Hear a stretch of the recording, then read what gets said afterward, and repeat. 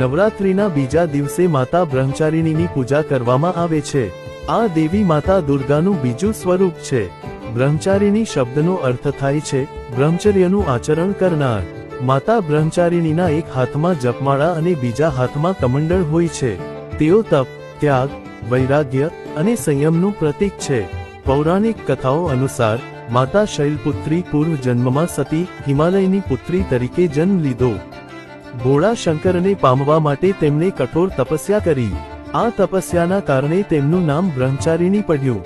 હજારો વર્ષ સુધી તેમણે અન્ન જળ વિના તપ કર્યું। આ અસાધારણ તપસ્યાથી પ્રસન્ન થઈને ભગવાન શિવે તેમને પત્ની તરીકે સ્વીકાર્યા। આ દેવીની પૂજા કરવાથી વ્યક્તિમાં તપ, વૈરાગ્ય અને સંયમના ગુણો વિકસે છે। એવું માનવામાં આવે છે કે માતા બ્રહ્મચારિણીની પૂજા કરવાથી જીવનના સંઘર્ષોમાં વિજય મળે છે અને મન શાંત રહે છે।